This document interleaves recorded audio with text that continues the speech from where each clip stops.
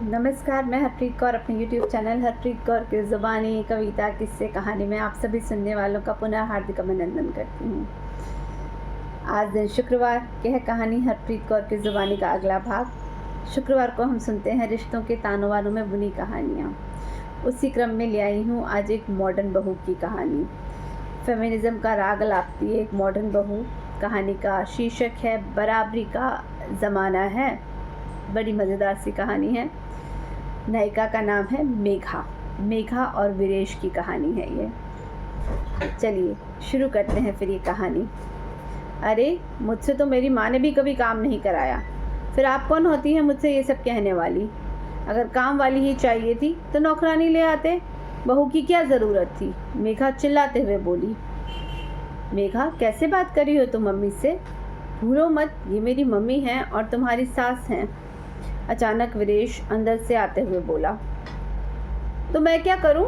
मुझसे आज तक मेरी मम्मी ने भी कभी काम नहीं कराया है। इनकी हिम्मत कैसे हो गई मुझसे काम का कहने की? मेघा वीरेश को जवाब देते हुए बोली।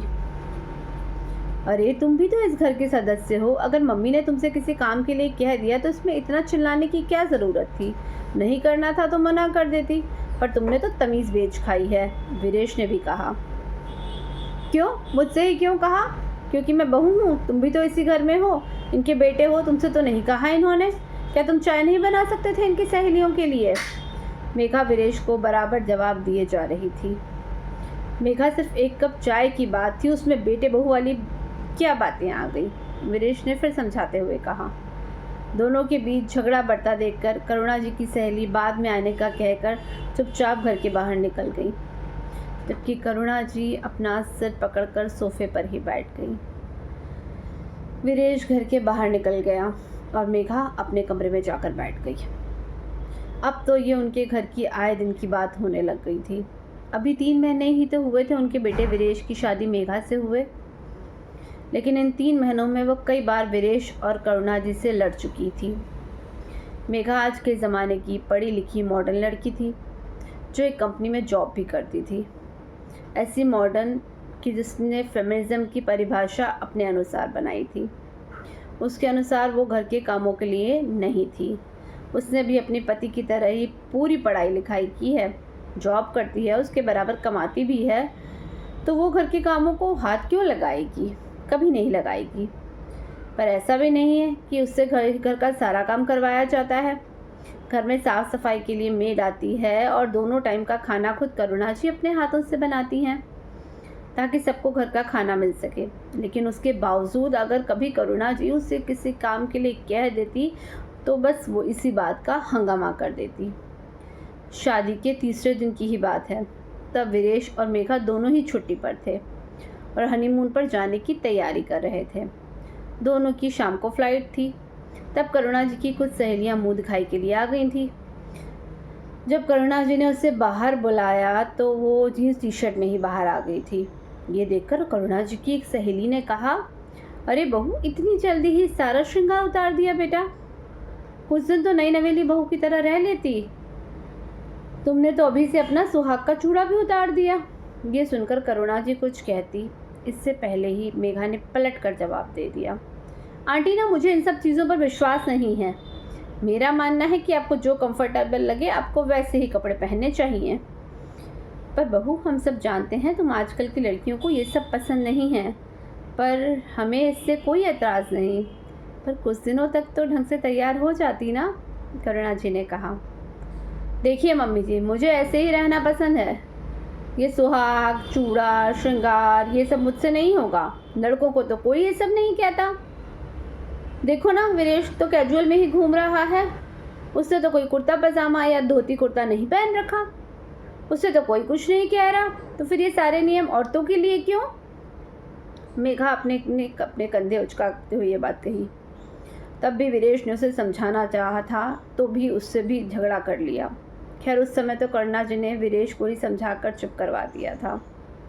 लेकिन हनीमून से आने के बाद करुणा जी ने जब पहली रसोई के नाम पर मेघा को हलवा बनाने के लिए कहा था, क्योंकि शादी के दूसरे और तीसरे दिन ये रस्म नहीं हो पाई थी। लेकिन मेघा ने तो सीधे करुणा जी को जवाब फिर दे दिया। मम्मी जी मुझे ना ऐसी रस्मों पर कोई विश्वास नहीं है। मैं तो अपने घर पर तभी काम करती थी जब मेरी मर्जी होती थी। मम्मी ने भी मुझसे कभी काम नहीं करवाया। बहू मैं तुझसे काम करने के लिए थोड़ी ना कह रही हूँ, ये तो सिर्फ एक रस्म है। देख साफ़ सफाई के लिए तो कमला आती है और खाना तो मैं बना ही दूँगी। जब मुझसे नहीं होगा तो कोई कुक रख लेंगे, पर ये तो एक रस्म है।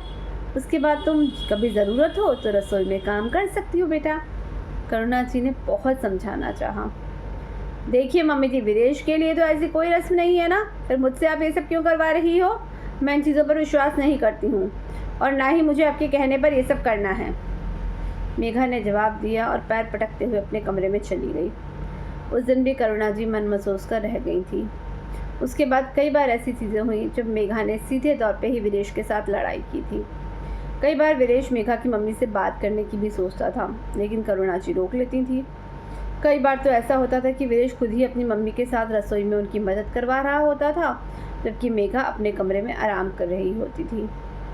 लेकिन आज तो उसने सीधे ही मम्मी की सहेलियों के सामने लड़ाई कर ली। ये बात वीरेश को बहुत चुभ गई थी। घर पर आने के बाद वीरेश ने कुछ नहीं कहा। दूसरे दिन संडे था तो सब लोग घर पे ही थे।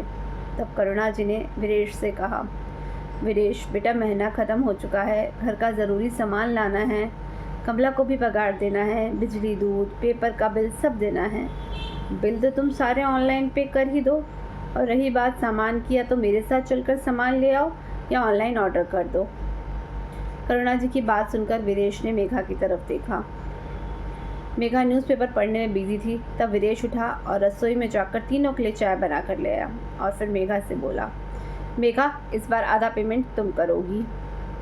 यह सुनकर मेघा और करुणा जी दोनों हैरानी से उसकी तरफ देखने लगे। तब मेघा बोली, क्यों? मैं क्यों करूँगी? मैं क्यों पे करूँगी? ये तो तुम्हारी जिम्मेदारी है ना, और मुझे नहीं लगता कि तुम्हारा कोई लॉस हुआ है या तुम्हें सैलरी नहीं मिली जो मैं तुम्हारी मदद करूँ। देखो मेघा, इक्वलिटी का ज़माना है। जैसे मैं बाहर कमाने जाता हूँ वैसे तुम भी बाहर कमाने जाती हो। जैसे मैं अपने पैरों पर खड़ा हूँ वैसे तुम भी अपने पैरों पर खड़ी हो। तो जैसे मैं घर के खर्चों की जिम्मेदारी उठाता हूँ वैसे ही तुम्हें भी घर के खर्चों की जिम्मेदारी उठानी पड़ेगी। आखिर ये अकेले मेरी जिम्मेदारी तो नहीं है। ये सुनकर मेघा को बहुत गुस्सा आया। अगर अपनी पत्नी के खर्चे उठाने की हिम्मत नहीं थी तो शादी क्यों की थी तुमने? आखिर घर के खर्चों की जिम्मेदारी लड़कों की ही तो होती है। वाह, घर के कामों में तुम्हें इक्वलिटी चाहिए, लेकिन घर और खर्चे और बाकी की जिम्मेदारी में इक्वलिटी नहीं चाहिए। वो सिर्फ लड़कों की जिम्मेदारी है। ये कौन सा फेमिनिज्म है? अचानक मेघा की मम्मी अंदर आते हुए बोली। अपनी मम्मी को अपने ही घर में देखकर मेघा हैरान रह गई। मुझे तो लगा था मेरी बेटी अपने ससुराल में सब कुछ अच्छे से ही संभाल रही है, पर यहाँ तो कुछ और ही चल रहा है। तुझे इतना ससुराल मिला है तो तुझे कदर नहीं है। तुम आज की जनरेशन ने इक्वलिटी का मतलब ही कुछ और समझ लिया है। तेरा पति भी तो अपनी मम्मी की मदद करता है ना, तो तुझे करने में क्या शर्म आती है? अगर वो खर्चे बराबर करता है तो तू भी कर, तब जाकर इक्वलिटी होगी। मेघा के पास उसकी मम्मी की बातों का कोई जवाब नहीं था। आखिर मेघा की मम्मी ने उससे अच्छी खासी डांट लगाई। तब जाकर मेघा ने सबसे माफ़ी मांगी और आइंदा ऐसी हरकत ना करने का वादा किया। आधुनिक होना अच्छी बात है, पर आधुनिकता की पट्टी आंखों पे बांधना अच्छी बात नहीं है। यही थी कहानी। कैसी लगी कहानी कमेंट के द्वारा ज़रूर मुझे अवगत कराएं। हर हफ्ते ऐसी कहानियाँ सुनने के लिए लाइक करें, कमेंट करें और मेरा चैनल सब्सक्राइब करना ना भूलें। हरप्रीत कौर की ज़ुबानी, कविता, किस्से, कहानी। बहुत शुक्रिया।